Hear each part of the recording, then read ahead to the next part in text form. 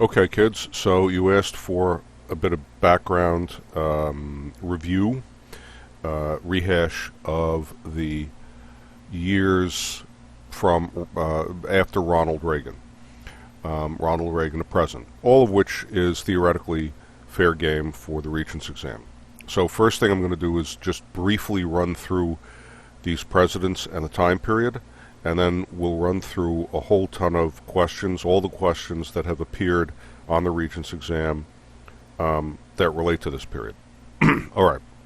So we start off with, of course, Ronald Reagan, 1981 to 1989. Let's remember that presidential elections happen in years divisible by 4, right? So 1980 is when the election actually took place. He becomes president January of 81, 81 to 89, and we have the end of the Cold War, at least by some measures of that, with his presidency. What's happening in this period? Well, a few things.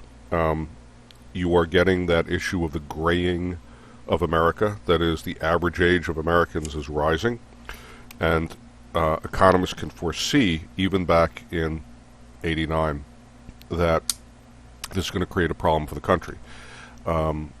People are living longer, and so they have more years when they are not working but collecting Social Security. Also, understand Medicare, which comes out of the Great Society of Lyndon Johnson, which is that health insurance program for the elderly.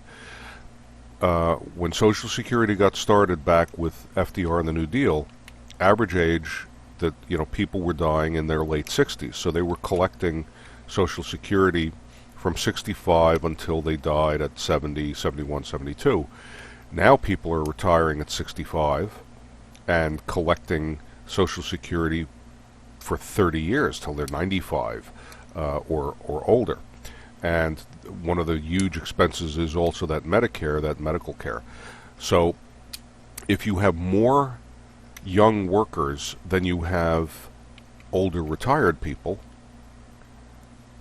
think about it. If you have, say, make up a number, 10 young workers for each older retired person, then each of those young workers is paying 1/10 of the costs. If, on the other hand, you reverse it and you have one young worker for every 10 older people, that one young worker has to support 10 people with their tax money. Now, that's a rather extreme mathematical scenario, but you can see the problem as the number of older people grows and the number of young workers compared to that diminishes. Everybody knows, even back as far as Ronald Reagan, that there's a problem that has to be fixed. It's fixable. There are ways to deal with it, but it's got to be dealt with. Second issue that's coming up, really, again, it goes back a while, but certainly it's current in the Reagan presidency and afterwards, is migration. The vast majority of immigrants to the United States, certainly from Reagan on, are from Latin America, Mexico, Central America, Ecuador, Honduras, all of that, and to some degree South America, Colombia, Venezuela. So Spanish-speaking, yeah, moving into the United States, both legally and largely illegally. Issue there, you have huge dependence of businesses on illegal aliens.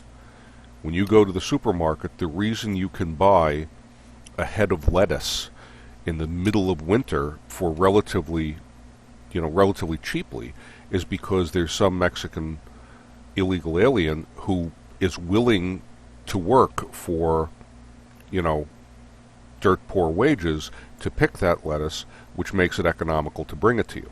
If you didn't have that, you'd have to pay a lot more for that lettuce or whatever else to get it. So a lot of businesses actually like illegal aliens. On the other hand, of course, it becomes controversial. People are worried about, the changes in the job market. If you have somebody who's desperate to work and willing to work for $5 a day, then a company's not going to pay somebody else $10 an hour to do that same job. So there was a fear about that.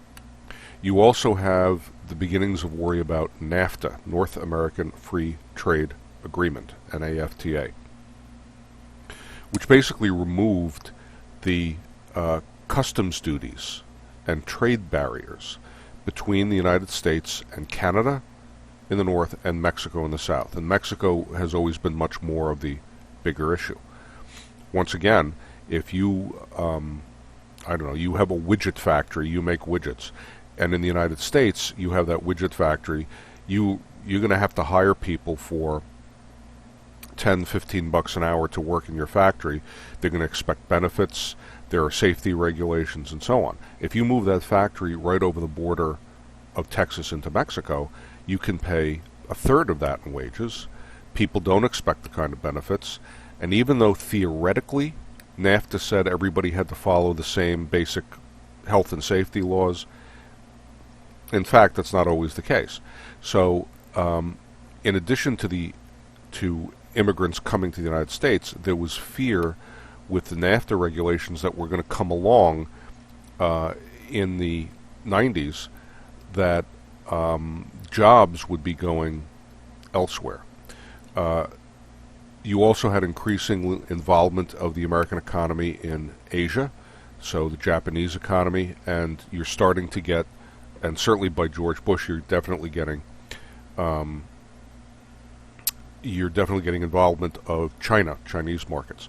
So you have that sort of thing going on. And